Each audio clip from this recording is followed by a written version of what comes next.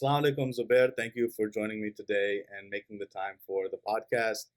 Um, you know, I, I'm just really very appreciative that you and many other people have actually come forward from the community to talk about their field, talk about how they got there, and just giving advice to my listeners who are mainly college kids and early career professionals because it's hard. It's hard out there right now, and unfortunately, a lot of the advice that our uncles and parents give us don't work anymore, right? Like the janitor doesn't become the CEO after 20 years anymore. That's not the current state of affairs. So having professionals who are still in the field and are young enough that everything they say is still relevant, that definitely helps, inshallah.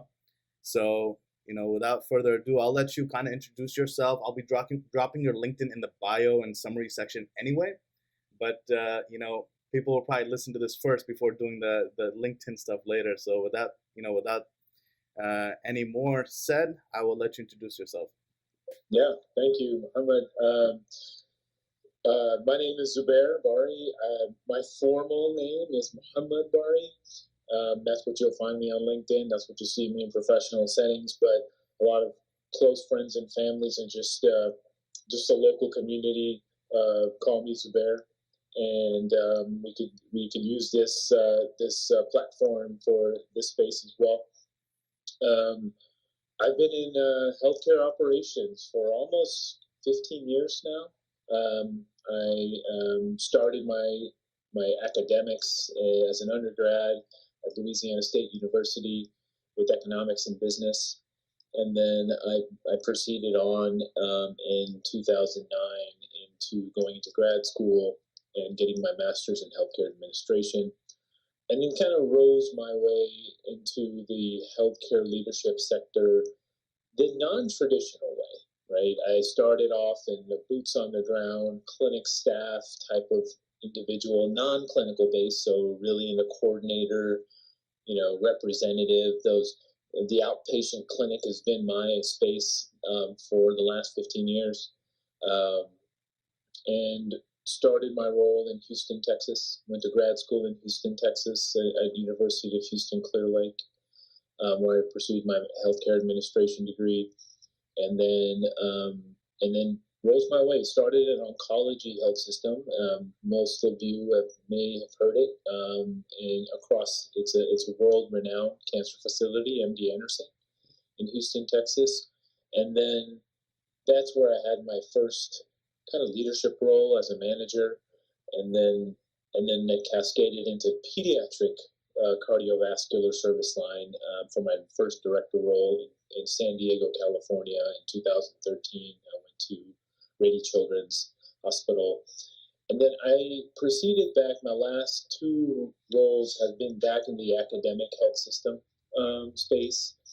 I was at UC San Diego Health. I was there for almost 3.5 years. And then now I'm at UT, University of Texas Southwestern, in Dallas, and where I am currently the director of ambulatory operations in the regional centers. And that is really my professional background. I think personally, I'm married with 2 daughters, and they keep me busy, and really it allows me to kind of balance my professional world into my personal world. So that is a great feeling, a great opportunity, and also in the space of COVID that we've had, there's been a lot of stress, a lot of focus on work-life balance, and I know that with the grace of God, it gives me that work life, juggling my kids, my wife, and my professional space. So thank you for that elevator summary, Zubair. It really means a lot. And I will say this: when you mention Rady Children's Hospital, I have a friend who went to San Diego Medical School. I visited him once. I actually am familiar with that hospital, and it's beautiful, just like all the other California hospitals. They're all very invested in healthcare. In California, Texas, New York, I think you just see massive hospital systems. I mean, we have the Sinai and the NYU and the Columbia here, and then you guys have like University of Texas Presbyterian and this and that, and then California is all UC, and then just insert your zip code here, and then we have something there. Yeah, absolutely. I think what you see in these in these bigger states, California, Texas, even in the Midwest, either we go East Coast and West Coast, you have these academia health systems, and you have the for-profit settings, and you have your regional spaces, more rural areas where you still have to provide, the need is there, right, to provide that healthcare, and understanding those different types of operations. When it all comes down to it, it's patient delivery, right? It's care delivery, and being an operations guy, I really just trying to focus in to understand their mission, their vision, and what their strategy is, and try to fold into it. And I think that's very important as you get into the career world, and understanding who your customers are, but also knowing what platform you're stepping into. So let me ask you something. What does a typical week look like for, a director for UT Southwestern? Well, it's a combination of things, right? I think we first live on in any administrator role in a director setting. I think my past three or four roles in directors, you have your reoccurring type of agenda, right? You have normal check-ins with your managers, with your sites, and with your leaders that you need to check into, and that comes every on a weekly, monthly, quarterly basis, and so you prepare for that. But the one thing that you have to be able to respond to and pivot to is, in any sort of daily operational setting, is preparing yourself to prioritize right out the gate, right? As you start your morning, and I'm a big lean fan, lean concepts, Six Sigma concepts. We have communication platforms, huddles that we do every morning, and that huddle really gets elevated up when it has to be escalated, or to a director level, or beyond me into a senior director, my chief operating officer, vice president, is really understanding what that story is and what is the priority. And then you shift your daily schedule, what you've already planned for the day, what you've already planned for the week, to say, all right, let me reprioritize, because this is more relevant, this is more important. The biggest thing that I look at is it going to impact patient care? Can we provide patient care for the day? And if there is something, a bottleneck or an obstacle that is being forced up, escalated up, you respond to that first, and then you move into how you want to bucket the rest of the work that's already on your plate. That prioritize it. Let me do this later. Let me get this later in the day, later in the week, things like that. But communication is key, right? I think right out the gate, we start the morning with communication via text messaging, web conferencing, phone calls, emails, and then it then starts off, all right, this is my day is going to look like for the rest of that particular day, but then also for the rest of the week. Gotcha. Thank you for that. And now let me ask you something. What led you to this career field? Because I'll be honest, it's kind of niche, right? Like, people think about healthcare, they think about doctor, nurse, radiology technician. They forget about the office side of things, the operation side of things. I know this personally because, like, this is very few times have I run into people who think about healthcare administration, or even honestly public health. So when did you get the bug that, like, this is my specialty, this is where I want to go? Yeah, that's a great question, Mohammed. I think where this all started is my undergrad days. I came into my freshman year in college at LSU as a pre-med major, right? And I kind of prepared myself. I have a long line of family members and friends that are in the medical field, in the physician route, nursing route, research route too. And as I was, kind of getting into that space, I said, this is where I want to go. I took my first few classes of kind of the pre-med requirements, right? Organic chemistry, biology, chemistry, and those basic core classes, and it just wasn't hitting right? And I think, and as I was in a huge academic university, I wanted to then look at it to say, hey, what else is there to offer? So I took a few business classes, and the class that really hit the nail for me was healthcare economics. I took a healthcare economics class, and I learned just the basic macro microeconomics of healthcare. And then that then funneled. A portion of that class was on finance and just just basic budgeting as it relates to healthcare economics. And I said, wow, healthcare is a business as well. It's not just clinical. There's a business side of it, and that really interested me. So I took more business classes, and that was sticking, right? That what really drove me into that space. So I graduated with a degree in economics, and I also did a program at LSU with internal audit, and I was doing some operational audit work. And one of my some friends who I went to undergrad with, he went on to grad school to go pursue an MHA, which is a Master's in Healthcare Administration, along with a dual degree with an MBA as well. And he was just in love with that program, and he and I would be in contact with each other, and he would tell me, like, hey, Mohammed, you need to get into this. This is awesome. This is what I'm doing. And I said, wow, that just took that healthcare economics undergrad class and just blew it out the water and just expanded it. So I said, you know what? I think I found my niche. And the takeaway from this was that I didn't take away the theme of healthcare. Even though I didn't want to go down the clinical route, provide clinical care hands-on, it still allowed me to be in that space, but my way, right? Understanding the business operations piece, how to make this functional, how to make this successful, and how to support those clinical providers, for their success and for our patient and our demographic success. And I think for me, on a wholesome note, it still allows me to get into the world of helping people, right?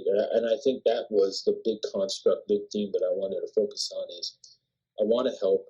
I want to choose a career that is providing help. And I think when I chose healthcare operations, getting into healthcare administration, it really did put me in that position. And to this day, I find so much great value in this space. And I have tons of memories, stories, recollections that I've had in the last 15 years where it really does give me that sense of just completion on that space.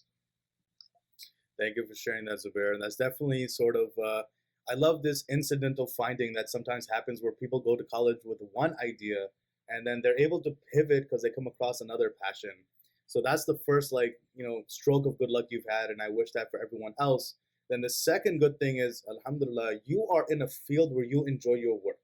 Some people, they have jobs they hate, but they're mature enough that they go like, you know what, I might hate my 9 to 5, but it gives me money that allows me to travel or do my passions outside of work. But when you have that overlap where like your work is sort of your passion, you're not hating it, you're enjoying it.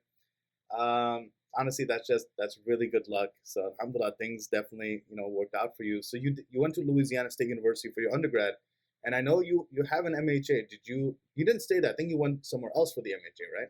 I went to University of Houston-Clearlake. The reason why I chose Houston because Houston is a huge hub of medical operations, right? They have the Texas Medical Center, which has well over 3-4 dozen different types of health systems, all in one footprint, right? And some of the best healthcare institutions in the world are happening and have originated in Houston.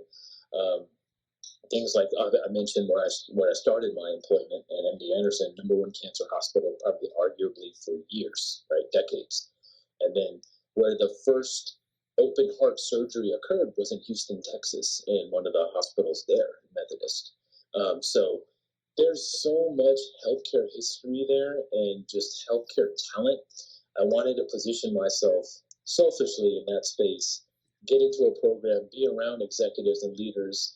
I joined professional committees there, the ACHE, American College of Healthcare Executives, as a student, right? And really just exposed myself and saturated myself in that space. But, that was to me was my forced entry into that field because I wanted to just completely expose myself headfirst. I didn't want to dabble in it. I didn't want to just, dip my toes in this. I wanted to really jump in because this is where I wanted to go.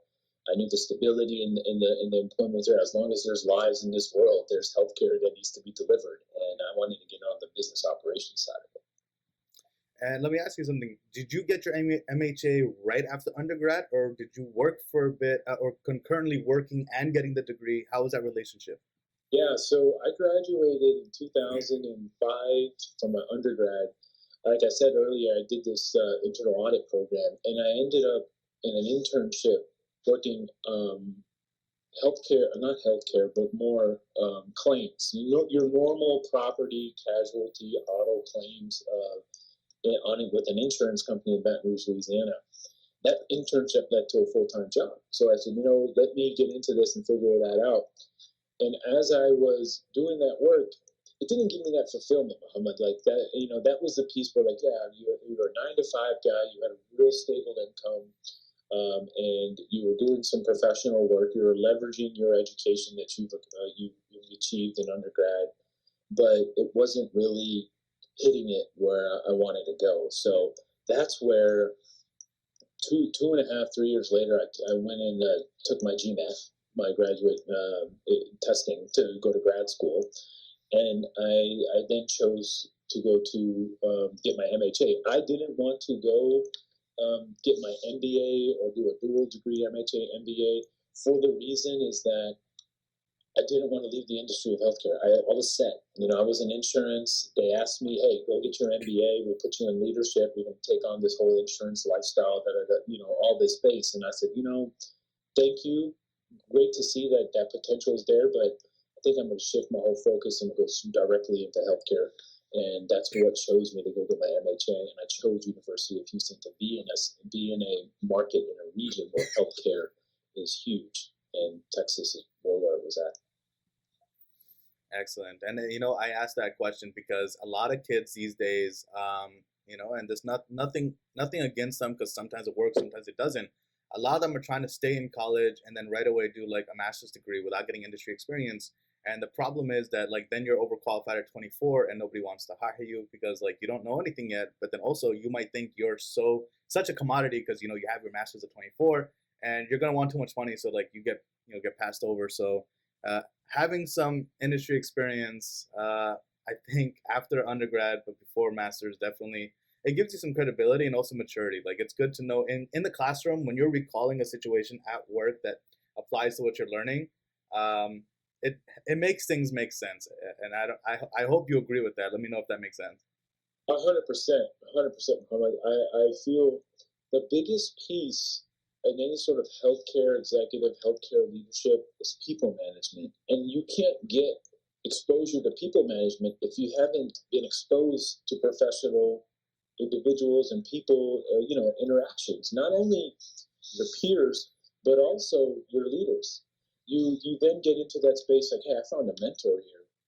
This is the mentor leader. I'm going to be the mentee, and I'm going to try to understand how this person operates. I feel motivated to work with this individual, or vice versa. Unfortunately, there will be times where you meet a leader and you're like, wow, that doesn't motivate me at all, and it happens.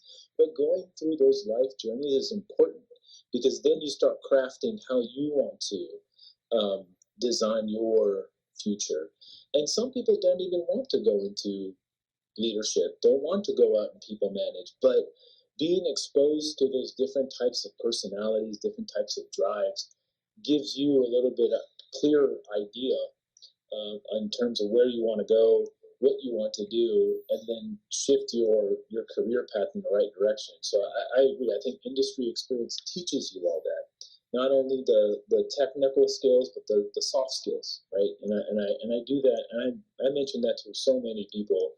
And and there's on the other end too, like if folks really trying to get the academia portions out of the way, just be ready that you may still have to start from a ground level, right? Now it may not be the type of role with the type of salary that you were expecting out of grad school. It may not be a manager title.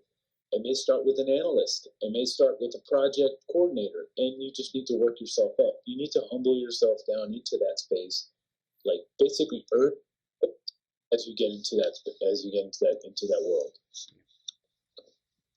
That's definitely important. And I'll also say this, for those who have already gone through grad school and are just like, oh, I wish I'd worked first. I will say I have seen people who got the MBA right away. While they might start at the same level as the people with bachelor's degree, the career progression or the career, the developmental opportunities will be available to you where they'll invest in you. You'll be able to rotate throughout the job place, or you might be, eligible for like a proper coaching and mentorship. So that's definitely something where like it's never, education to me is never a loss, but you got to be strategic. You got to be humble. You got to be patient.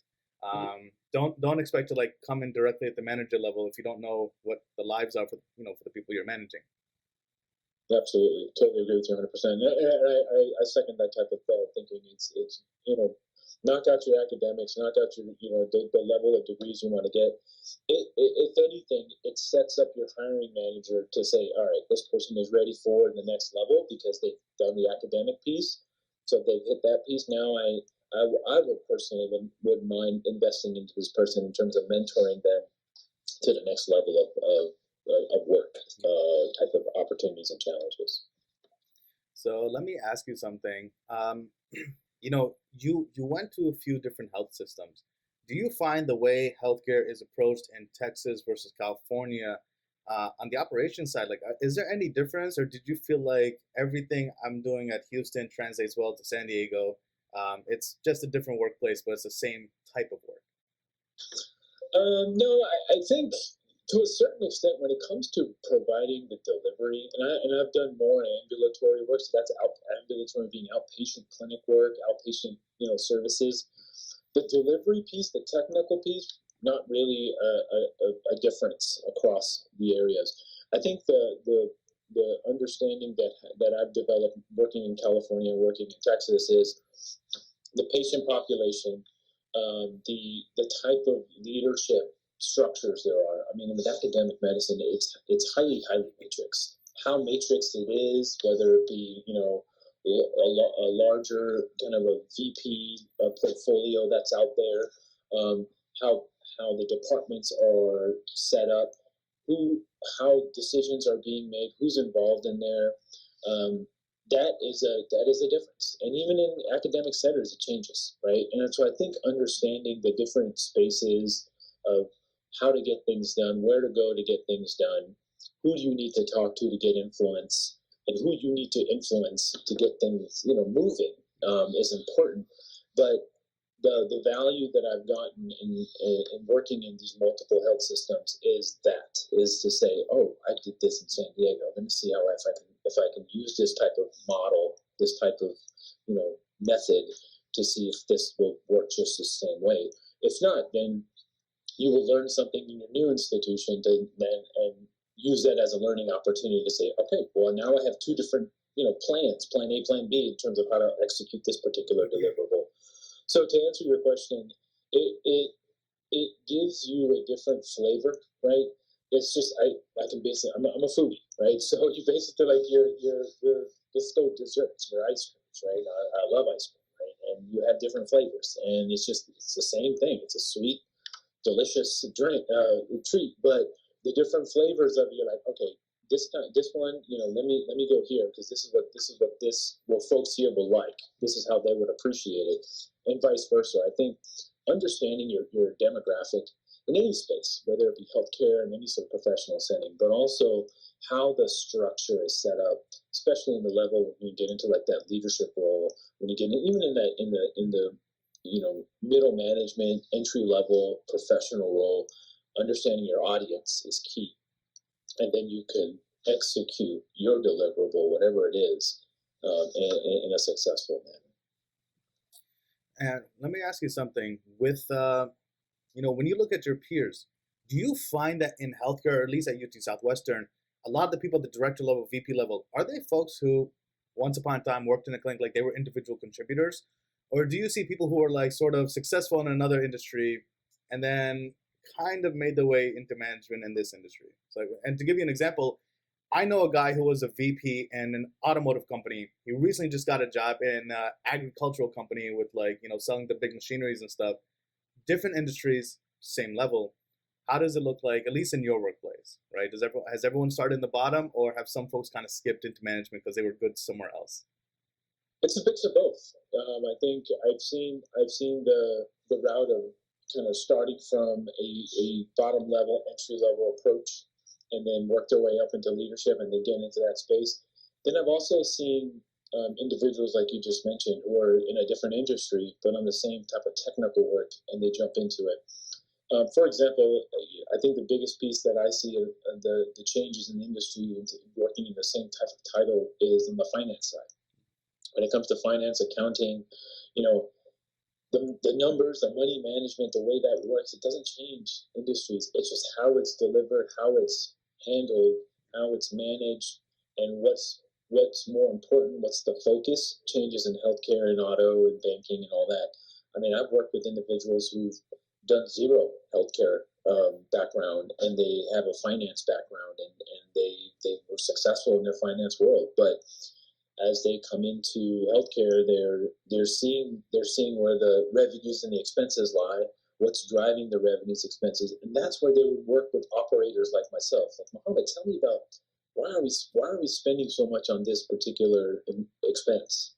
And then I said, well, in order for us to get to the higher revenue of, say, surgeries or interventional work or things like that, we need to spend this to kind of work these patients into this type of intervention, and that really kind of senses it gives that perspective. So I think the biggest thing is when you get into those individuals and that talent that are in different industries, is being able to be open-minded to understand you were selected for this role for a reason, right? Understand what that reason is, and then channel that technical piece that they have, that talent that they have, and see how they can operationalize it in your space, and vice versa, right? I've worked with banking executives and automobile executives who come into healthcare, and I pull some of those jewels out. I'm like, oh, I can use that. I mean, I mentioned earlier me being a big lean guy, big Six Sigma guy. It started in automotive, right? It started in the automotive industry just to work the factories, and it's now being pushed across the nation in the healthcare sector because of the lean thinking, the waste, the elimination of waste, and how to do things in a more efficient manner. So I think there's jewels in every area, but when you meet those talented individuals, it's just pulling some of that information, and I think this is where it all starts with that communication, how you relate, how you collaborate in that space, and how you communicate amongst each other to pull some of that information. Gotcha. And let me ask you something. UT Southwestern is it's a public academic teaching hospital, right? Yeah, it's a state hospital, right? It's affiliated with the University of Texas. So it is a three-tier model, like your normal academic system. You have your teaching, your education and then you have research, and then you have your clinical care piece. So, question for you: how do you deal with red tape and bureaucracy in academic centers? Because I'll give you my take. I've worked in community hospitals where they move quickly, they just don't have money. Then the academic centers have money, but they don't move quickly. And when you have the big umbrella with the medical school and the hospital, and they're working with each other, making sure that integration happens. That can be difficult. And then I've worked with hospitals that were private, affiliated with the medical school, but they're actually separate. They're not under the same umbrella. And that's even worse, making sure everything integrates well and credentials are shared and information is seamlessly, just moving across each entity. So how do you deal with bureaucracy in an academic center? Because I know how complicated they can get. Yeah, no, it's a lot of patience, right? And I think that's where you have to continue to, put yourself out there to build that type of communication platform, those bridges. I'm a big fan of bridges, right? I think there's with academic hospitals, I work with systems that have joint venture relationships, right? We do a joint venture relationship with a for-profit sector, being an academic nonprofit type of sector. Build that bridge to say, hey, we're both trying to do the same thing. We're both trying to provide healthcare. We're both trying to be profitable about it, and we want to make sure that it's seamless. So these patients who are utilizing our services don't feel like they're lost, right? And I think communication is key there. But the biggest thing is knowing who to communicate with, right? And I think that's the chess move you have to play, is to know who are my customers. Like that's what I end up doing. Who are my customers on these matrix leadership levels, to say, how can I get this particular deliverable done in an efficient and effective manner? And then having that clean communication, talking through those, an open dialogue is key, right? Establishing confidence and trust to a certain level, and aligning that the vision and the directive are in the same spaces. This is what I'm trying to do. What are you trying to do? Because my biggest thing, what I do is, my leadership style is servant leadership, knowing that I really serve at the at the level of my team, at the level of my leaders, and at the level of my stakeholders, right? And I want to make sure that whatever decision that I make, the communication is there, folks are involved, and they're understanding what the end goal is. And I think having that open dialogue and active dialogue with your stakeholders is key to the success of any sort of deliverable, whether it be a joint venture relationship, whether it be collaborating with another health system or sector of your services. It's really important that we communicate, and if we're not able to get the messages across, you then find a way to either work with your leader or work with your partner to see how we can get that deliverable done. Absolutely, communication is key, and I want to actually make the point, because I talk about communication in a lot of my podcasts, and I want to also take a break and mention it here, because I've noticed some of my listeners, they just come in because they're like a friend or family of the person I'm interviewing. They have never seen anything else. So if I repeat myself with the regular listeners, that's the reason. So communication, I want to tell the listeners, right? Communication isn't just talking. Like, people think communicating is just like exchanging words. It's more really the exchange of thoughts. Like, if I have a conversation with someone, they should leave the conversation knowing what I wanted them to know. Like, there has to be, you have to use that empathy. You have to change your perspective. Like, when I approach a conversation, you have to be able to be like, okay, I'm talking to someone who knows nothing. Let me, if I didn't know anything, what would I want to know? And it's sort of like ELI 5. Like, on Reddit, you have this thing called like explain like I'm 5. That's how you should talk to your stakeholders. So communicating isn't just, being able to speak the same language, like English. We're speaking English, that means we're communicating. No, we're talking. Communication is when they leave knowing what you want them to know. And as someone who works in IT, I've gotten really good at this because a lot of my stakeholders are non-technical folks. So I don't want to say dumb down because I might insult them, but I have to sort of just change my approach in such a way where they leave knowing what I want them to know. So communication is key, and you're hearing it from me. You're hearing it from other guests. Project managers have said it. Engineers have said it. You're also hearing it from Mohammed over here. And Mohammed, let me ask you something. When it comes to up-channeling of information from your reports, I mean, you're working at a high level in an academic center. How many reports do you have? How many indirect reports do you have? And what does the reporting structure look like? What tools are you guys using, like Teams or Slack, if you're allowed to share, like to make sure you got what you need to know? No, absolutely. I think so. I have in all my areas that I've worked in, not only with UT Southwestern, but at the director level, you have site managers at all your sites, right? And this is my second role in kind of working in a regional space. You have site managers at all your sites, your core sites. You're making sure the lights are on, patient care is being delivered, staffing is there, providers are there, patients are coming. And then in there, you have supervisors and then coordinators, and then you have just general staff. And the largest FTEs that I've had in one role that I've had, this recent one that I'm in right now, is across my sites, I have over 175 FTEs, right? My largest site has almost 120. And then I have one that has about almost a little over a dozen. Then I have another site that has almost 45, 50 staff. I'm a big fan. I mentioned to you about servant leadership, and I think where servant leadership takes a great amount of, there's a lot of focus on is visibility, right? Being available, being visible, being approachable, but also having that open door policy.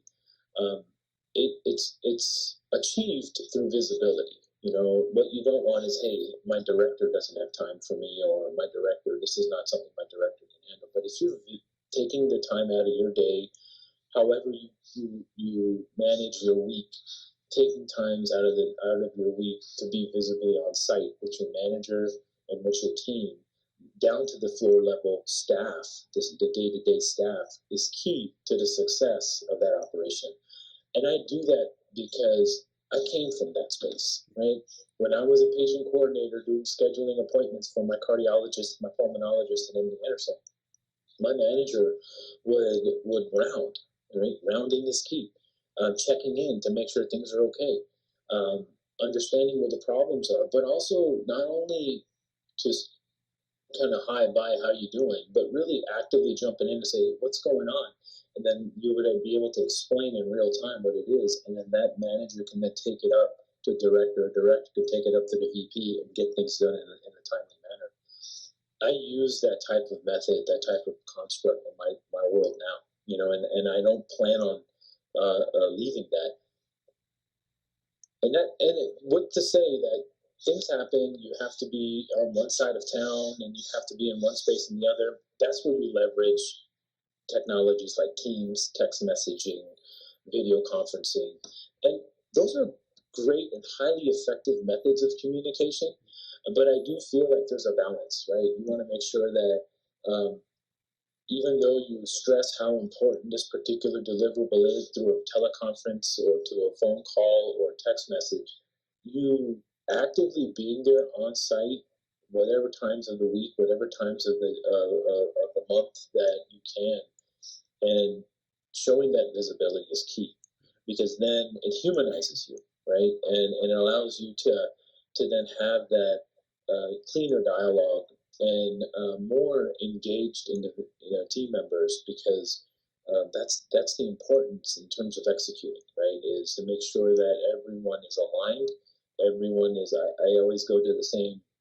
My analogy is beating the same drum, right? We may have different drums around, but we're all beating. I want to get to a level where we're all beating the same one. You got to give me the drumstick. Let me beat on this one too. You too, and we're all thinking the same way. And then whatever's going down at ground level, it's being also visible on the executive level. Thank you for that. That is very insightful. And I'll say this, Zubair, you have a way with words. I mean, you had that ice cream example before and the drum example now. And for everyone listening, when you use similes, metaphors, these imagery, that's actually a very useful literary tool, and stakeholders love it. Just like they love dashboards and graphs. Like when you're orally speaking, making these sort of examples, that helps a lot. So you talk about visibility when it comes to your employees. That is so important. I want to now talk to you about visibility when it comes to stakeholders. So for example, in the Daisy community, I don't know if it's as bad down there, but I know here, our parents tell us, just do your job. You come early, you leave late, do your job. Don't be loud about it. Don't be showing off. Don't be like, I did this, I did that. Be humble. Just do your job, do your job, do your job. And if you do a good job, your manager will notice. But I think there has to be a balance where you're not telling your boss every single thing you've done, but how do you remain visible enough? Because as someone who, in the workplace, if you're like not visible at all, when it comes for layoffs, God forbid, or terminate, like they're gonna go for the guy who's anonymous, who they don't even know what he does. Like he doesn't share anything, talk about anything. How do you maintain just enough visibility with your stakeholders that they know how valuable you are, but without kind of being in their face about it? Like, where do you find that balance?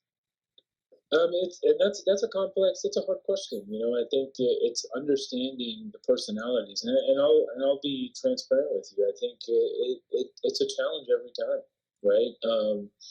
I think knowing your stakeholders, and I think that's the challenge with academic, medical centers. There's so many stakeholders. There's tons of VPs. I probably talk with a little over a dozen VPs in my role now.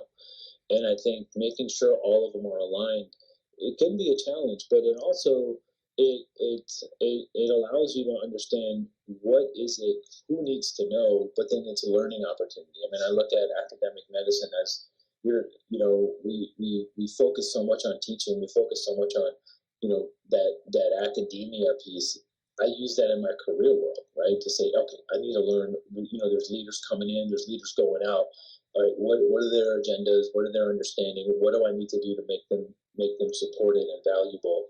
And then in the end goal. And really it's if you're working with certain senior executives, you're working with certain managers, and they have a deliverable, keeping them informed. If that conversation is happening, clarify what they want to hear. Like, okay, so how often do you want me to update you on this? And what is your best method of communication? Some will like things, down to the detail. Like, Mohammed, text me as you're making headway on this. That way we're aware. Or they'll call you before their meeting to say, hey, I'm going into this meeting. How are we with this particular piece? Being available and being approachable and arming them with the appropriate details as they get into their spaces is important. But arming them and understanding what their style of delivery is important as well. And I think, and that comes with, as you continue to grow into your role, as you continue to understand your role. And obviously in the healthcare world, we had 3 years ago, we got hit with a major curveball, right? And how we had to respond to that. And never we're getting ourselves out of it, but there's still some things that we have to meet in order for us to achieve and be successful. And I think that's key, and I think I always go back to communication, but also understanding what the needs are to your stakeholders and how to best communicate to them so you stay visible and on target. Understood. Thank you for that. I get the feeling that in your field, people would have to be extroverted to thrive. Do you think that personality type is the one that really makes sense in your workplace, or have you seen any introverts or people who are kind of quiet, kept to themselves, who are still able to make it to the high level? Because I know there's a lot of anxieties and fear in the younger population that I feel like I didn't grow up with. I've noticed there's a lot more introverts, so the word actually gets thrown out more than I remember as a kid. I don't think that term even existed. Um, do you feel like being extrovert is really the only way to be successful, or is it still possible for people in your workplace that you've seen to be introverted or kept to themselves but still make it, right? Yeah. I mean, I'll be honest with you. Before I got into a leadership role, I was an introvert. I didn't really talk much. I just kind of put my head down and got things done. And that's how I was when I worked claims in auditing in the insurance company before I went to grad school. I think the piece is trying to be comfortable to speak, right? Having a space to open your mouth, whether it be to a group of people, to a single person. But having some dialogue is important, right? I think even if you're a data cruncher, you're in there building things, on a computer. You have this extreme talent in getting into the financials and things, and you're just like a forensic accountant, and you're killing it in that space. How you deliver that report out is important, right? And I think arming yourself with some level of public speaking is important, and not only if you're talking just to your boss, talking to your colleague, or talking to a group of folks that are reporting under you. I think spending some time, investing some time in public speaking is important, because it only makes your delivery in terms of whatever you're working on a lot easier, more constructive, and more value add, right? So I highly recommend the younger students who are getting into the career world to take a public speaking class in college, or invest in a program that has some public speaking type of talent. If your employer offers that, jump into it. It's uncomfortable at first, but I feel having a voice, having a platform to be able to just kind of get your point across is key. And it may lead you to a promotional role, or it may lead you to something more technical, which you enjoy doing. So your day-to-day work would be, working solo, working autonomous, but having that platform just to say, hey, reporting out to your leader for annual evaluations. How do you go about doing that? You could write information down, submit it to your boss in terms of how you perform, but as you're having that one-on-one dialogue with your leader, how you relay that, deliver that is important. And I think having some level of public speaking background or just some basic skills is key. 100%. And I want to actually make a notation here that at Rutgers, I actually took a public speaking class that helped a lot. And I'll tell you, public speaking isn't just being able to speak in front of an audience. You also need to be comfortable fielding questions. So if anyone here practices like a speech with their family or something like that or friends, I'm telling you, get a big group together. And but more importantly, please let them ask you these mock questions, because I've seen people who deliver a great presentation. Question comes up, deer in the headlights. Not a good look, because that's what people remember is you stammering or this and that. And don't be shy. I'll be honest. I work at the executive level. People ask me a question I don't have the answer to. But all I have to say is, let me reach out to my resource. I'll get back to you. Right? A simple response.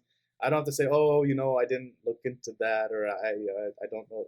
So public speaking isn't just the speaking portion, but also kind of the challenge, right? When they ask questions, that's what I think throws more people off, and that's a weakness I worked on, which was being able to field surprise questions, having these automatic responses over time. And that's a response I actually use a lot, which is, let me reach out to the resource and get the granular details, because I just have the topical overviews. And I'm sure you're the same, right? It's elevator pitch. Like you get the information you need to know. Like not everyone's telling you every little bulb or this and that needs to be replaced. They're telling you, hey, at this site, all of this, needs to be replaced. Just the big numbers. And the key to that is getting that, hey, let me get this clarified or get it to you. It's the response time, right? It's being able to get that answer, get it quick, and get a response over, because that theme, that subject matter is still in that, the audience's head, right? And you want to get that information done timely so that a decision can be made if a decision is being discussed. So, no, I totally agree. I think how not only to present, but also be prepared for particular questions. I think the general questions, that being armed with that answer or where to go get it is important. And then you just whatever you can't answer, whatever you don't have the true answer for, responding back in a timely manner. So I know it'll probably be on the Wikipedia page, but UT Southwestern, like I know it's a huge academic center. I was in Dallas. How many outpatient sites, ambulatory centers are there in the Dallas area that are under your purview? So under my purview right now, I have 3 regional sites that I support. There's over 8 to 10 in regional sites out there in the DFW network. Then you have your main campus. So I think as healthcare in certain areas of the region, and I had the same type of exposure in San Diego when I worked at UC San Diego, University of California, San Diego. We had North San Diego and South San Diego covered, and we had 2 regional hospitals. We had the main hospital in North San Diego in La Jolla, and then South San Diego in the Hillcrest area. And then you have arteries, right? You have regional sites that are either single specialty, multi-specialty. And I think that's the flavor that's happening across the nation, right? You have these regional sites, regional centers, and it's really about patient convenience. You don't need to have, the patient demographic driving downtown to get the academic subspecialized healthcare that they deserve. They can go to a regional site, start their care there, and if it requires them to go to a main campus type of situation, because that's where all the subspecialized care kind of delivery is in terms of equipment, supplies, personnel, then you go to downtown, make it so you have a true reason for it. But yeah, so I think in my spaces, in normal, a healthy kind of director portfolio has at least two to 4 regional sites that they support. And then as you get larger and larger, you then start getting into a higher leadership role. They'll go senior regional director or VP status, where you then have directors under you who have those specific areas. Because, when you have a site, multiple sites with 2 to 3 and well over 100, 150 FTEs, that's a lot. right? And then now you're being stretched, and what you don't want to do is dilute that. What brought you into that level, and being able to be thoughtful and being attentive and being a resource for your team. And if the more you take on, it becomes a challenge. And not only that, it impacts you, in terms of your production. And I think that's important. So long term, what about the UT Southwestern system really resonates with you and your philosophy? Because you do talk about delivery, and I do know that Dallas is a very diverse area where there's a lot of socioeconomic crossing happening. Like you have people who are underserved or underinsured, then you have people who are well-to-do. So you mentioned the mission of the system, but is there anything more beyond that that kind of has tethered you to the Dallas area or kept you at UT Southwestern that you're like, this is the employer that I could stay here for 40 years and retire. Like this is the place, just like our parents did. They found that one place and then they stayed there forever. Yeah, that's a tough question to answer, Muhammad. I think as and I'll be totally honest with you. I think getting into a university academic model is obviously there's so many positives about it in terms of getting into and making this your career job and spending here for the rest of your life. It all depends on where you want to go into your healthcare scene or whatever professional scene you want to go into. As long as there's going to be challenges there for you and you have the right leaders that are going to continue to mentor you, because I'm still going to be a student, right? I'm not, God willing, inshallah, like if I have my health, if I can still continue, I want to grow, right? And I want to be going to the next level. And I think a health system like UT Southwestern will do that, right? And there's models like that across the nation in different spaces. So I think being able to invest and understand how the operation is set, what the future opportunities are, but also what are we doing to respond to the challenges that are coming on the day-to-day level. Like we had COVID as one.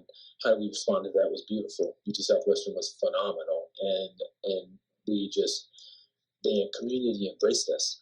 And then now we're pivoting into a post pandemic era, and now healthcare delivery is changing.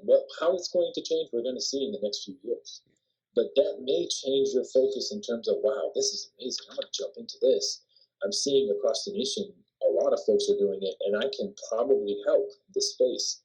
And you get back into a student kind of mentality. Like, okay, let me see how I can help with this particular piece.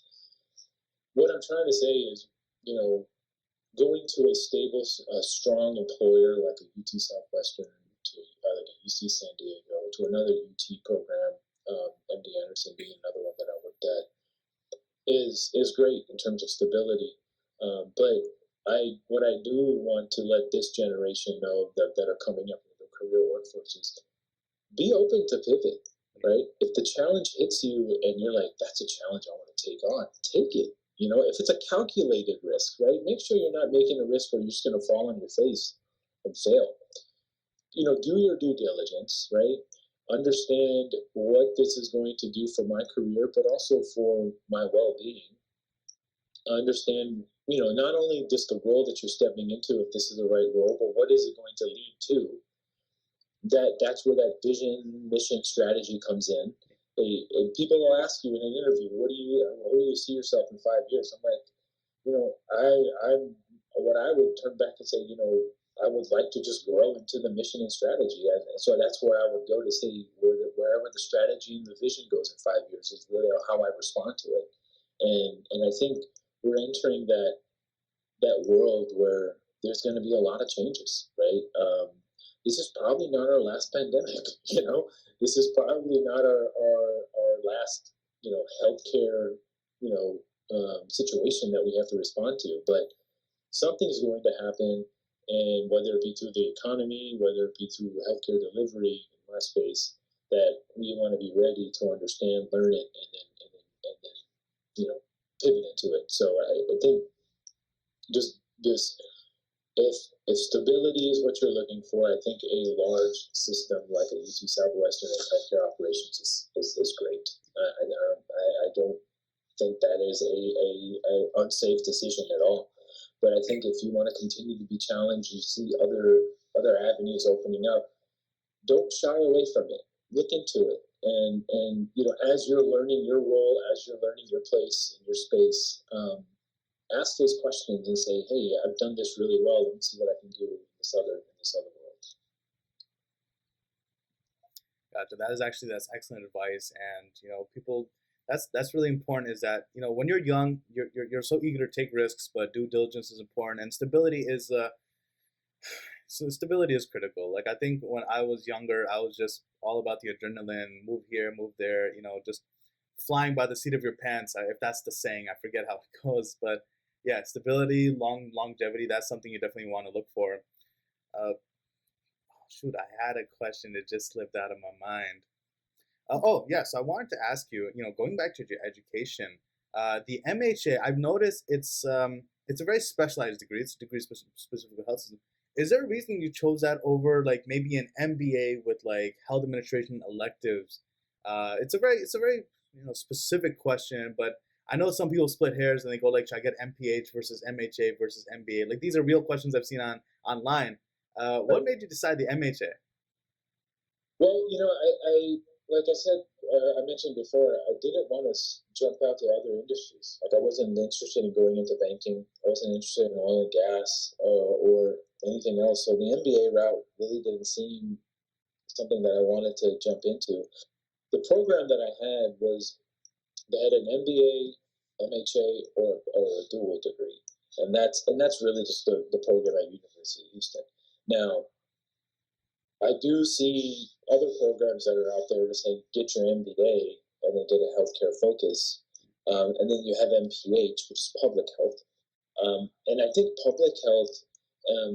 There's been a lot of focus on that primary care with the epidemic, that's being published out there. All those findings with the last pandemic that we've had. That's been a huge public health phenomenon that we're responding to. But getting into that more primary care model instead of getting into a tertiary quaternary care model, which is getting those folks that have an active diagnosis or have subspecialized needs like cancer, as an example. That's where you want to be able to understand. Okay, I want to shift my academic path that way. So to answer your question, I chose the MHA route because I wasn't going to jump outside of the healthcare industry. There are pieces and components of the MBA that is taught to you at the MHA level, but as you get into the workplace, as you get into the work environment, you work on finances, you work on variance analysis, you work on spreadsheets. You develop that skill set, and how much you want to develop is really up to you, right? Instead of being just a true operator, just to get clinic operations moving and going, you need to have some level of financial backgrounds and acumen in that space. And I think you earn it, you learn it with those MBAs and with those directors of finance, with those individuals that have CPAs, just a true heavy finance background. Get that information, get that talent, and soak it into your day-to-day lifestyle and day-to-day work style, and then you just press on. And I absolutely love it. I mean, I think without any operational decision, not having any sort of financial component or financial background behind it, it's a tough. It doesn't give you the full story, right? And then this not only gives you the stakeholder buy-in, you're going to get your CFOs aligned with you if you're actually addressing the financial piece, and not just going straight on the operator route. And I think that having a mix of both worlds, if somebody was going to go and say, hey, I want to get an MBA and an MHA, if you want to invest that time and effort into your education, go right ahead and do it, because you're not sure, I want to be a full-on operator or I want to go into the site CFO track. Go get both of them. I mean, I think that's fine. But if you're unsure, I think the MBA route is probably the more conservative type of safe approach, because that way you can jump into both sides. but be okay with it. That's definitely sound advice. I echo that, and I have seen people who are sort of they want to be industry agnostic, so they get the MBA because it's more versatile. While MHA is more specialized. But what I love about MHA is that I've seen people with MHA have a little bit more success than MBA because the hospital systems, that their employers invest more in them because they know this person's they've committed to healthcare, right? They got the MHA degree, a degree only that has value here. So they invest in them more, and they have these administrative programs. Actually, uh, I've noticed people who have to get an MHA, Zubair, they have to do these administrative fellowship programs. Did you have to do that? And do you know like what is the purpose of them? Because they're like 2 years long. So I Yeah. find that very interesting. So, so just to kind of speak on that, if individuals are really interested in healthcare and they haven't had any sort of healthcare background or job experience, as we've talked before, I highly recommend doing an administrative fellowship. What this does, administrative fellowships gives you a dose of all the spaces in healthcare.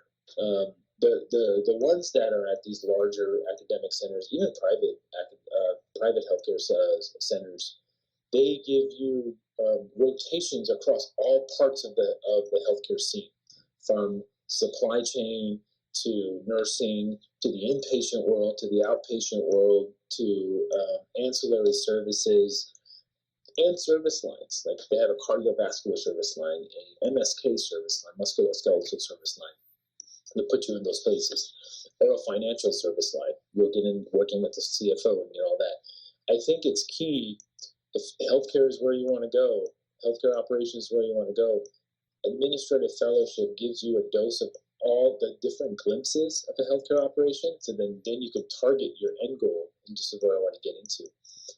I personally did apply for administrative fellowship, but at the same time I was applying for my administrative fellowship, I was offered a promotional opportunity as a manager, running a clinic operation. So, and that's normally the track. So, if an administrative fellow right out of grad school gets into a fellowship, they complete their fellowship, and the healthcare system wants to keep them based off of the work they've done through their fellowship and the projects they've been tasked to, they'll hire them into the fold and give them an opportunity to grow into it. Hey, get you an entry level manager role. Here it is.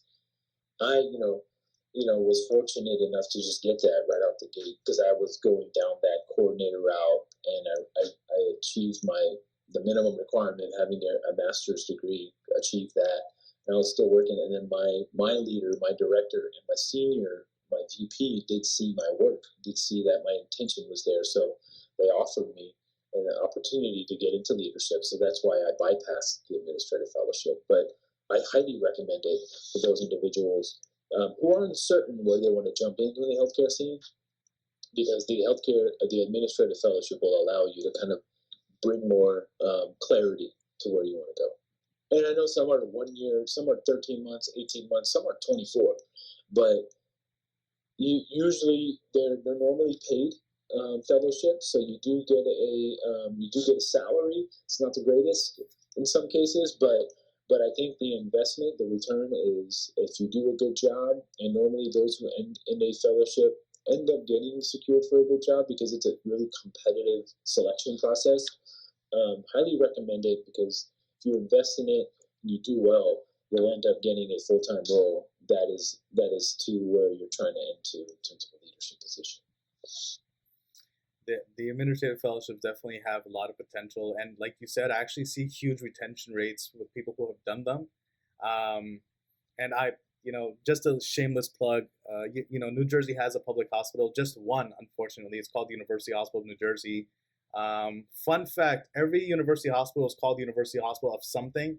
Ours is the only one. I don't know if they trademarked early enough. Its legal name is literally just University Hospital. And they have an administrative fellowship time to time. It's 2 years. So anyone in Jersey or the tri-state looking at this should definitely consider it. And I'm not just plugging it because, I'm a New Jersey boy, born and raised. I think public hospitals, you're definitely going to get an exposure you're not going to get in a private setting. It's not just a shift in priorities because, yes, healthcare delivery is the end goal, but the approaches and perspectives you'll get on the public side of things, I think, are a little bit better, and you're definitely going to develop more insights versus the people who have done these administrative fellowships in like private settings. But that's my shameless plug. I don't know if you agree or disagree, Mohammed. I agree with you, and I think I mentioned the ACHE organization. For those who are interested in healthcare administration, join that. I think that's key. The MGMA, it's another organization, and they have plugs of different fellowships that are out there across the nation. So whatever school you're going to for graduate school, look into your local area, local geography to see what institutions are offering administrative fellowships. Normally, if you get onto the websites and search administrative fellowships, they have something. I know here in Dallas, we have. I know obviously UT Southwestern has an administrative fellowship. Baylor has one. I believe Medical City has one. There's an HCA fellowship. So I think going on a platform like ACHE or MGMA will allow you to kind of cascade that net and pull that net out there to see what's out there, what's available. And some folks, I participate in most of the administrative fellowship interviews, and these are students coming from all across the nation, right? It's not just localized in a regional level. I think it's across the nation, depending on the fellowship program. And I highly recommend it. It's not going to be a waste of your time. It's only going to provide you value and clarity in terms of where you want to go. 100%. It's education is always worth investing in and pursuing more and more knowledge, especially in a structured setting like a fellowship where you're rotating. You're going to get exposure to areas that honestly, once you're working professionally, like you might not be talking to this other business unit that is outside your purview, but you wish you knew what was going on behind the curtain. And when you do this fellowship and they rotate you everywhere, it's helpful. It's helpful. I know at University Hospital we had like a lab manager, and he actually liked that in the fellowship. Like some of the kids actually have to spend time kind of learning how the labs like operate, because he would get frustrated with executives who are just like, how come like outcome? How come like the waiting times? Like the doctors are always complaining the lab is slow. I need the result. I need the result. And these executives, they have no idea just the limitations that they have. Like if a chemical needs 90 minutes to sit, it's gonna take 90 minutes. I can't but he's retired now. I forget his name, but he was so appreciative of the administrative fellowship program because he's like, I appreciate that the next generation of managers are gonna actually know how we work, why we're quote unquote slow. Like we're doing our best, right? It's a hospital, we're very busy. Let me ask you, Mohammed. Right? When people think of healthcare, I think they think of the ER. They think about chaos. They think about long nights, crazy schedules. What's the work-life balance for someone who works at the director level, right? The level with a lot of responsibility. It's you're in an ambulatory setting. Even in I can talk about both because I've worked in an inpatient setting when I was in children's. It's really your Monday through Friday is your biggest, right? It's 7 a to 5 p. Normally outpatient operations, the clinic's open from 8 to 5. Sometimes they start a little earlier and a little later, extended hours, so 7 to 6, let's just say, Monday through Friday. You don't, unless you have an inpatient focus or you have your director or your leader of an inpatient setting and you have on-call services. You normally have it at a director level. You have managers in play. Now, if you have vacancies in those manager positions, you step in and support it. And really, it's manageable. I think anything that you need some specific help on, you don't have to drop everything on a Saturday to be there. Now, when I ran, I can give an example. Like there's specific needs, right? When there's, like I mentioned, vacancies, you have to step in until you secure that position, right? And that is a limited time. Recently, we've had a few years ago we've had COVID, and I think one of the things that I ran and supported was a vaccine operation, right? We ran vaccines, and it was a 7-day-a-week, 12-hour-a-day operation, but I wasn't particularly there 7 days a week, 12 hours a day. I was really attentive Monday through Friday, but on call and available via phone or text messaging on Saturdays and Sundays for those site support. Whoever's supporting it for the Saturdays and Sundays, and I think that's key. Is is knowing, you know, which operation you want to do, what's better for your work-life balance. If a Monday through Friday type of space is what's healthier for you, then you likely will be totally okay on the Saturday Sunday after, off and not being interrupted. But there will be days, depending on the season, depending on the time of the year, that you'll have longer hours. And that's with any job, right? You have deliverable deadlines you have to meet with any project, with any sort of deliverable, any industry, and it's seasonal, right? And I think that happens in healthcare as well. And those who run hospital operations, those have any sort of inpatient portfolio, they will be on standby for any sort of particular urgencies. Normally, the biggest thing that I do is on my Monday through Friday day to day is making sure I'm arming my team with the resources and the information they need to be successful on their own, and understanding what those questions are. And you'll have to go through a couple of learning opportunities to say, okay, we could fix this. You get a Saturday call, hey, Mohammed, what do we do here? I was like, all right, this is how we should handle it. This is how we should move forward. That Monday hits, let's address that, so it's not going to be consistent, right? We used to have, when I ran vaccines, we used to have, essentially just step in, every weekend. It's a rotation of different leaders coming in and supporting on Saturdays and Sundays. And I would make sure that first weekend, the second weekend, whatever issues rose, that Monday through Friday, I was making sure that we armed that into whether we build something something that's hardwired, like a standard operating procedure, an SOP, or a specific policy that you've gotten approved. That way it's set in stone, it's granular, it's visible to the team, so when that issue occurs again, they can respond to it. So it's going back to my lean thinking, it's continuous improvement. And I think that is the key, is how can we continuously improve and make sure my team members are supported if I have to step away from the operation, if I have to be out of town, if I just need to take a day off, that they can come in and do their job, be supported, be armed with the resources they need to be successful. Thank you for that, Mohammed. That's definitely a lot of context, which is helpful, because I know work-life balance is like, that's one of the things people are thinking about these days. They're like, is this gonna be 9 to 5, or I'm gonna be, am I gonna be like a doctor where I'm working all night, I'm waking up in the middle of the night, or I can't go on vacations? But you're not a you're not a prisoner by any means. It actually sounds like you have a good situation at UT Southwestern, and it sounds like they take care of their people, which is great. And I want to say, you don't spend all your time in the office when you're in administration. Like if people are interested in getting out, like you'll find a way to get out. Like what I like about University Hospital is, when they do blood drives, it's the MHA folks doing it. When they're doing community health fairs, right, where you can get like a free physical or something, talk to a doctor, see a professional, get your, like you said, vaccine. Like if you want to do some field work, or you want to get out there, like they have buses that go around doing these blood drives sometimes. Like you have the opportunity to do so, and that's what's exciting, is that it sounds like you're not just in front of your computer all day. If you want to get out and about, engage with the people, it looks like the opportunities are there. Oh, absolutely, absolutely. I think there's really multiple avenues you can. And if operations is not your thing, financial is not your thing, you want to get into business development, strategy, marketing.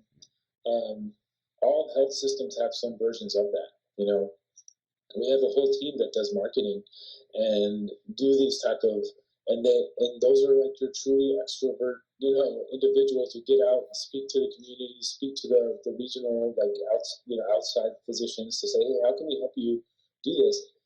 If you're strong in that space, or if you have a marketing background, you want to get into healthcare, there's your niche, and I think business development, hey, I got a financial background, and I can definitely talk through how I can make different businesses profitable. Maybe business development or financial is your piece.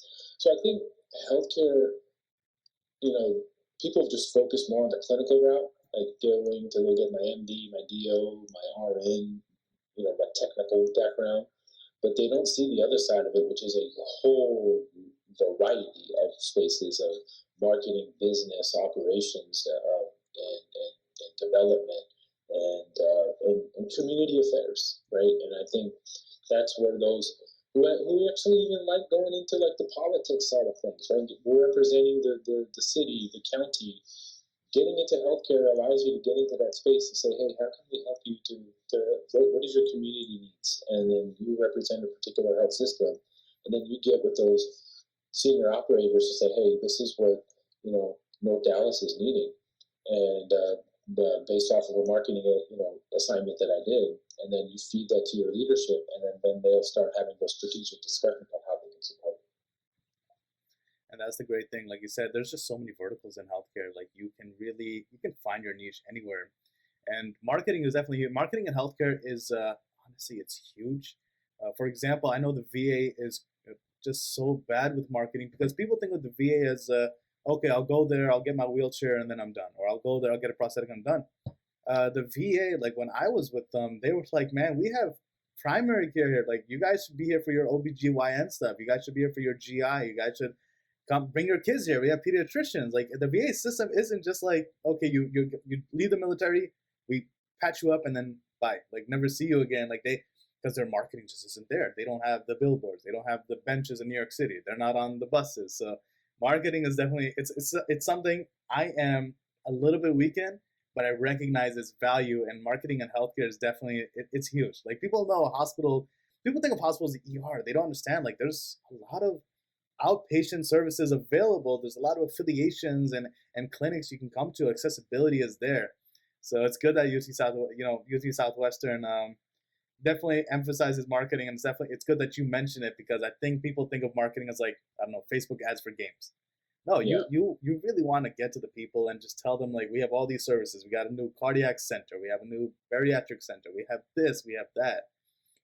So that's definitely key, and it's good that with an MHA and healthcare administration, like there's so many verticals you can go into. And when you go into a large academic center, like if you're done with the accounting and you go like, you know what, I want a breath of fresh air. Okay, talk to your boss, see if there's a translational opportunity. If you can do like a lateral move somewhere, or honestly, maybe sometimes even like sort of an indirect promotion where you jump into a higher level in another department. Right. Absolutely. Absolutely. It's key. How many competitors does UC Southwestern have? I think the Baylor, Scott, and White. I don't know if I remember their name. Is it just like one system that you guys are competing with, or is there like a lot of variety and choice like we have in New York City? No, I mean, there's several systems that compete with the same patients, same specialties across Dallas-Fort Worth. It's a huge network, right? It's a huge city. There's multiple smaller cities within the DFW area. I mean, you have a lot of for-profit sectors. We're the only academic center, but you mentioned Baylor, Medical City, HCA, just to name a few. Even on the pediatric side, there's different pediatric hospitals here. We affiliate with Children's Health because the physicians that work within Children's Health are UT Southwestern employed physicians. But it's really and I can speak to this on my academic medicine background is a lot of the general care needs you're competing with your other systems out in the community. But when it comes to subspecialized work, like those subspecialized diagnoses that maybe the community hospital, the rural hospital, or the regional non-academic hospital is seeing maybe one in a small frequency. Your normal academic centers see them more often, right? And so they know how to tackle it. I mean, I can speak to my own family that had a particular diagnosis, and when we went to a non-academic local hospital, a local facility, they haven't seen that in probably several months. And like, last time I saw this was this, but this time period. But then when you go into the academic center, they went to their local academic center. They said, "Oh yeah, we see these about a few a week," and so they know how to respond to it. They have resources to drive it and provide the intervention. So I think, and and that's where you see that connection happening with the specific physicians that engage with our academic practices. And the reality is, silver lining is that a lot of the private practice physicians, a lot of the for-profit physicians that come into the community may have trained at that academic center that they're competing with, right? So, but it just really it depends on the type of needs are and what the work is entailing. But there is competition out there for the general care needs, but when it comes to the subspecialized needs, normally the academic centers are the ones that excel.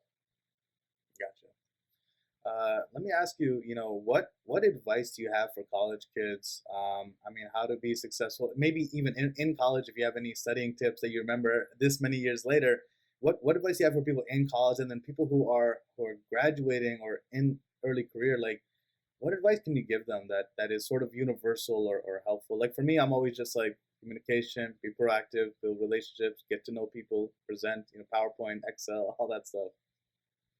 No, I think as we're getting to the age of leveraging technology, not being a stranger to that, basic things like just some general Microsoft, Office talent, whether it be PowerPoints, whether it be Excel, how you want to utilize basic Word to kind of write and write content, publish content. I think the reality is we're not writing on pencil and paper anymore unless we're taking notes. Yeah. Everything is being done in a typing format. So expanding your typing skills, making sure that's at a reasonable level where you can get things done. But to your point about keeping an open mind, I think the piece that I would highly recommend is if you are looking at a specific career avenue, join professional organizations. And put yourself out there, whether it be an internship, whether it be a volunteering activity. Expose yourself around professionals who are doing the work so you can learn to see, is that something you want to do? I think that's key. Reading a book, reading a publication is valuable, absolutely. But I think putting yourself out there and exposing yourself with professionals who are doing the work, who have done the work, is important, because then you get to see that, okay, now that it's tangible now, right? You're like actually seeing it, you're feeling it, you're like, all right, this is something I can possibly do. Let's put this on the side and keep looking into it. But investing that time, making that effort to get in front of those folks, and you can do it at a volunteer level, an internship level, like I mentioned, is key, right? And joining those organizations to kind of put yourself out there is key as well, because then it gives you an informed decision on where you want to go. The advice that I like to give is just get out of your comfort zone, and not just getting behind a computer and searching things through Google, but really join an organization, whether it be affiliated with your school or in your community, and expose yourself with individuals. Because I know that there's seminars for college students. There's that happen all the time. I can just speak for Dallas. I even saw it in Southern California. So it's just finding that niche, exposing yourself, learning. Continue being a student, not only in the academics, but also in the community. So you get to know, like, hey, now I'm making an informed decision as well. 100%. I agree with all of that. And, I think that mindset shift is important, where you need to understand, even after they hand you the diploma, like, you're still a student. You're a student for the rest of your life. You have to change for the rest of your life. And definitely professional organizations, that's something I did, I think, later in my career. I wish I'd done that earlier. Meeting with like-minded people, meeting with people who I can grow with. And when you go to these professional groups, I mean, if you're meeting people who maybe you can't leverage them now, like I know some groups are just filled with like college grads and they're just like, how can we help each other? We're all entry-level folks. Keep those relationships. It takes years to become friends. And guess what? Like 7 years later, these guys are going to be directors who can help you if you're in a bind. Right? Like that's why in every workplace I always try to be nice to everyone, because I knew like the analysts today are the VP of IT, 10 years from now, right? Right. You have to think longitudinally and be open to learning new things. Like you got to be a lifetime student. I consider myself a lifetime student. I have a mentor. I am also a mentor to a lot of folks in the Dallas area. Weirdly enough, like I have a few kids in New York but most of my mentees are in Texas. Also, most of my listeners are in Texas, which is a funny thing. Like I advertise here, I have promotional posters. I have like little advert cards and stuff that I hang like in Patterson or New York at the Muslim businesses. But somehow, alhamdulillah, Texas, the Dallas area, I mean, people are hitting me up on WhatsApp like, hey, Mohammed Bari, I just caught your latest episode. Hey, Mohammed Bari, thank you for this. And I'm just like, why are my New Yorkers out here? But alhamdulillah, I'm just happy that, I'm happy that brothers and sisters like yourself are taking the time to, inform the next generation, because when we educate, we empower. And when we empower, alhamdulillah, like that's the impact we want to have on our youth. Because I remember being like, I'm in high school, I'm going to Juma and I'm talking to uncles, and I'm like becoming even more scared because I don't know what to do. So when people make time and they show me my options, or they show me their journey, and I think about where I am and where I want to head out, like it would give me a sense of ease being a student. And that's what's great about this is you work for a service based enterprise. You're all about giving back, and alhamdulillah, this is another way to give back. And I appreciate that philanthropic spirit of yours. So thank you. Absolutely, absolutely. I think as being a Muslim too, right? This is an opportunity to give back in whatever shape you can. Allah gives us the ability to get in space, and if we're not sharing that, then what are we doing? So it's important to give and receive. And I also try to receive information from my mentors, and I'll likely develop more mentors as I continue going down my career track. Well, inshallah, with that said, thank you so much, Muhammad, for making the time on the weekend, no less, right? You're making the time on your free time. So I thank you for that. And inshallah, hopefully I'll be down in the area visiting Usman, and maybe we can hang out. Absolutely.